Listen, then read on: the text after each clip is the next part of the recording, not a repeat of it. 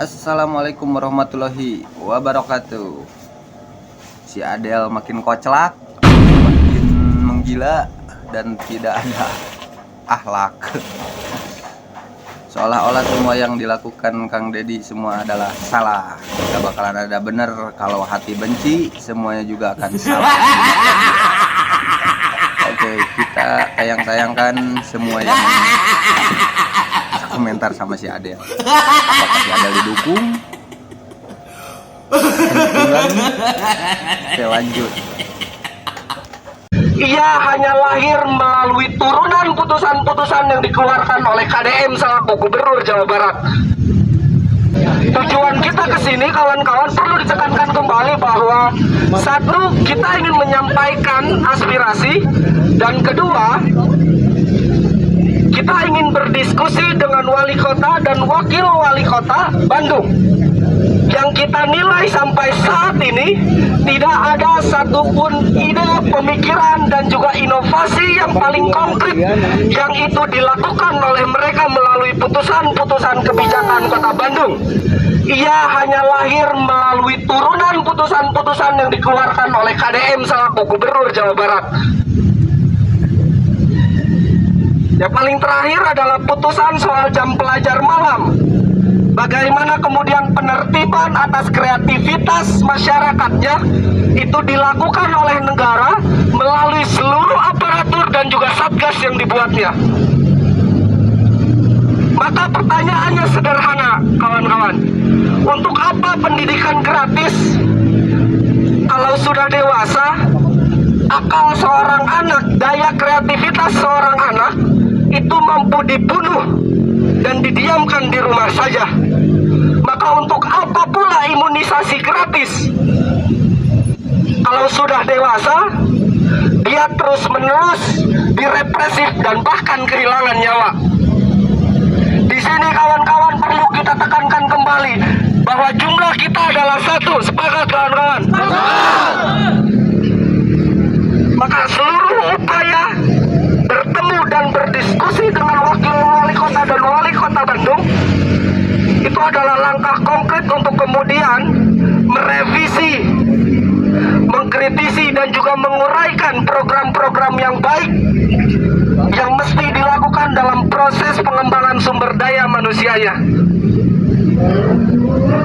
Deddy Mulyadi dilaporin ke Bareskrim karena mau benerin anak-anak bandel. Zaman makin maju, dulu anak nakal dikirim ke pondok, sekarang kirim pasal. Baru dengar kata Bara, langsung nyalain sirine ke Bareskrim. Bang Adel si paling peduli anak. Ya elah Bang Adel, gitu amat sih lo Bang. Anak lo masuk Bara kagak? Kalau enggak, kok lo peduli banget? Dari segitu banyak orang tua cuma lo doang yang sempet ngisi formulir ke Bareskrim. Hebat, sumpah. Gua kagak ngerti. Tapi sebelia, maaf nih abang, lu cari tener apa gimana sih? Ini pertanyaan sederhana deh, siapa sih yang nunggangin lo? Soalnya lucu bang, KDM dibilang langgar HAM, padahal yang ngedidik anak di Bara itu kan TNI. Ayo, berani gak lo laporin TNI juga sekalian? Apa takut beneran dibina balik? Satu lagi bang, lu lapor program yang udah berjalan. Terus, apa yang lu bisa lakuin? Ada solusi lain nggak? Atau cuma nyaring tong kosong doang? Biar rame dikit di berita, katanya melanggar hak anak. Lah bang, yang ngancurin masa depan anak tuh bukan Bara, tapi lingkungan, gadget 24 jam, dan orang tua yang takut bilang tidak. Warganet pun ikut rame, ada yang bilang baru kali ini disiplin dibilang melanggar HAM. KDM ini bukannya nyiksa, tapi ngajarin anak punya batas. Soalnya kalau dari kecil nggak kenal batas, gede dikit bisa jadi konten kriminal. Mungkin buat sebagian orang didikan keras itu kejam, tapi kenyataannya hidup jauh lebih kejam dari push up pagi-pagi di Bara. Jadi gimana bang, mau anak disiplin atau drama di TikTok tiap sore? Kadang yang bilang sayang anak justru yang takut anaknya dibina. Ironis ya. Assalamualaikum warahmatullahi wabarakatuh. Buat Bang Adil Setiawan, saya terus terang merasa prihatin dengan apa yang Anda lakukan. Anda melaporkan KDM ke Bareskrim dengan pasal yang saya pikir masih perlu dikaji lagi penafsirannya. Perlu diketahui Bang Adel, KDM melakukan kebijakan dalam mendidik anak-anak khusus. Ingat ya, anak-anak khusus ke Barat tentu bukan tanpa analisa hukum dan tanpa pertimbangan sosial. Kenapa kami merasa prihatin dengan apa yang Anda lakukan? Selama ini, seperti kita ketahui bahwa sistem pendidikan di negara kita cenderung berubah-ubah setiap periode kepemimpinan menterinya. Kenapa nggak Anda kritisi kebijakan tersebut? Kemana aja Anda selama ini di saat anak-anak banyak yang tawuran, banyak yang teler di jalanan? Kenapa sekarang Anda malah melaporkan KDM yang sedang melakukan atau yang sedang berupaya untuk memperbaiki generasi penerus yang terjebak dalam pergaulan liar? Maka seharusnya Anda bertabayun dan berdiskusi langsung dengan KDM. Jika Anda punya keberanian untuk sekedar ngobrol, ya silakan Anda datang ke Gedung Pakuan. Atau barangkali kejauhan ya ke Lembur Pakuan Subang deh. Ini akan lebih terhormat daripada Anda menjadi bulan-bulanan warga Jawa Barat. Atau mungkin Anda punya motif lain di balik pelaporan Anda terhadap KDM, yaitu masalah lain. Ingat Bang Adel, kami sudah tidak ada harapan lagi atau kami merasa pesimis dengan sistem pendidikan formal yang selama ini dijalankan terkait pendidikan mental dan akhlak. Maka KDM melakukan ini sangat kami setujui karena kami merasa percaya dengan cara tersebut. Dan perlu diingat, Anda juga harus bertanggung jawab sebagai orang tua. Maka langkah Anda pun akan selalu kami kritisi. Terima kasih. Assalamualaikum warahmatullahi wabarakatuh. Assalamualaikum warahmatullahi wabarakatuh. Lucu menyikapi orang-orang di negeri ini. Salah satunya ada yang mengajukan ke Komnas HAM terkait dengan kebijakan Kang Deddy Mulyadi memberikan karantina pendidikan bela negara dan karakter di barak militer oleh seseorang yang bernama Adel Setiawan. Namun kelihatannya usulan dari Adel Setiawan kepada Komnas HAM ini dipatahkan karena ada pernyataan dari Menteri HAM, dalam hal ini dari Bapak Pigai, yang menyatakan bahwa pendidikan bagi anak-anak yang bermasalah yang dilaksanakan di barak-barak militer kerjasama Gubernur Jawa Barat KDM dengan TNI itu tidak melanggar HAM. Itu adalah pernyataan yang harus digarisbawahi dari Pak Menteri HAM, Pak Natalius Pigai. Nampaknya Adel Setiawan ini terus ngorek-ngorek mencari celah bagaimana agar rapot Kang Deddy Mulyadi sebagai Gubernur Jawa Barat ya menjadi remerah. Oleh karena itu jangan heran kalau kemudian Adel Setiawan mengambil langkah berikutnya, katanya secara resmi melaporkan Kang Deddy Mulyadi ke Bareskrim atas tindakannya mendidik anak-anak di barak militer. Yang menjadi pertanyaan bagi saya, sebetulnya apa motivasi dari Kang Adel Setiawan ini?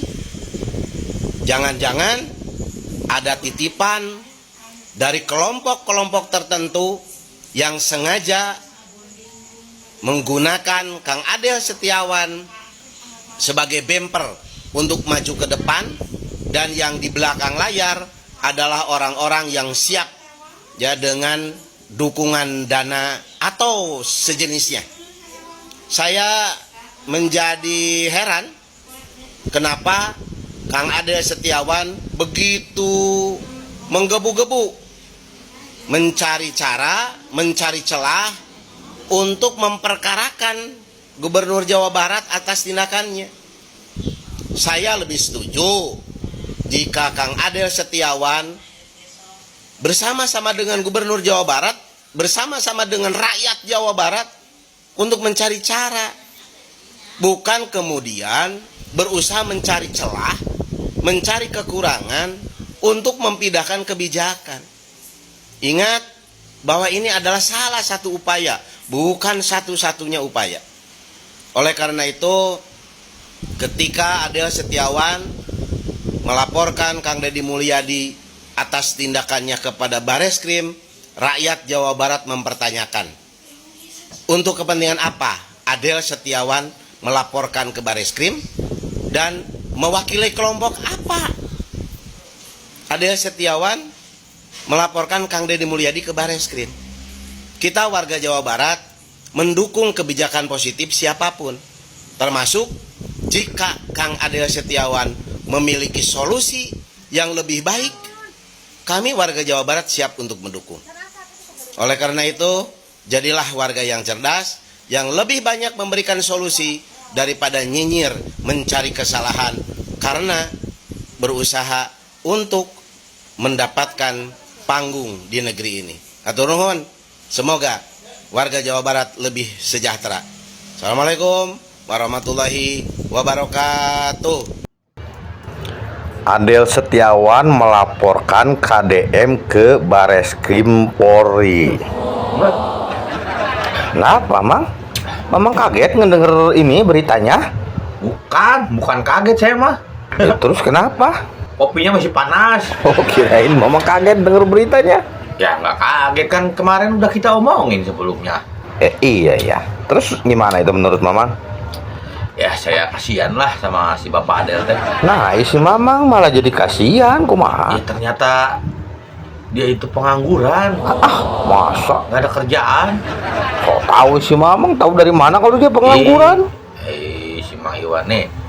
Mang Iwan kan kerja nih. Ya, Kalau bayar pajak motor, Mang Iwan ke biro jasa apa ke Samsat? kalau saya mah biasanya ke biro jasa, Mang. Kenapa nggak bayar ke Samsat? Jauh, Mang, kan saya kerja, nggak ada waktu. Lagian kan kalau ke Samsat harus hari kerja, nggak bisa hari libur. Nah, kan? Ya terus hubungannya apa? Si Pak Adel mah masih sempet ke Bareskrim. Udah beda kota, beda provinsi, masih sempet. Bukan hari libur lagi, hari kerja lapornya. Berarti kan itu saking nganggurnya, Mang Iwan. Nggak ada kerjaan. Makanya dia sempet ke sono. Iya. Terus menurut Mamang solusinya gimana? Ya solusinya mah cariin kerjaan lah buat si Pak Adel, biar ada kesibukan. Oh gitu? Jangan terlalu banyak waktu luang. Apalagi waktu luangnya diisi dengan hal-hal yang ya begitulah, tidak berguna. Ya saya emang nggak bisa ngasih kerjaan, Mang. Kali Mamang bisa ngasih. Ya apa tuh? Saya aja kerjanya cuma ngangon domba, ngangon kambing. Oh iya. Apa saya suruh dia ngangon bebek aja kali ya? Nah boleh tuh. Tapi saya takut. Takut kenapa? Ya takutnya bebeknya kalah berisik sama dia. Iya. Pasal yang dituduhkan Adel terhadap Kang Deddy Mulyadi masalah memasukkan anak ke barak, yaitu pasal 76H Undang-Undang Perlindungan Anak nomor 35 tahun 2014. Yang isinya seperti ini. Setiap orang dilarang merekrut atau memperalat anak untuk kepentingan militer atau kepentingan lainnya serta membiarkan anak tanpa perlindungan jiwa. Oke, saya tidak ngerti dengan alasan Adel ini memasukkan ini karena ini mungkin rasa benci saja. Kalau dia berniat untuk memajukan Jawa Barat, saya kira tidak akan seperti ini. Nah, rasa benci ini sehingga ingin memperkeruh suasana. Tetapi analisanya salah. Yang pertama di sini tidak ada unsur perekrutan militer oleh Kang Deddy Mulyadi. Tidak dibentuk jadi tentara, tidak dilatih senjata, atau dilibatkan dalam konflik apapun. Ini tidak ada. Tetapi mereka hanya mengikuti pembiasaan, pembinaan karakter di lingkungan barak militer, bukan pelatihan tempur. Ingat, di situ ada guru, di situ ada psikolog, di situ diberi makanan yang sehat. Nah, saya yakin Adel ini tidak berdiri sendiri, tetapi Adel kayaknya ada yang membackingi. Afiliasinya nggak tahu kemana. Coba Anda bisa cari afiliasinya kemana, silakan tulis di sini. Dan kalau kita lihat, gitu ya, kalau kita lihat dari apa yang dilakukannya, kayaknya setiap yang dilakukan oleh Kang Deddy ini tidak bakal suka. Semuanya pasti akan dicari kelemahannya, akan dicari kekurangannya, karena niatnya bukan untuk memajukan masyarakat Jawa Barat, tetapi ingin melemahkan Kang Deddy. Tapi ingat bahwa Kang Deddy ini didukung oleh 95% rakyat Jawa Barat.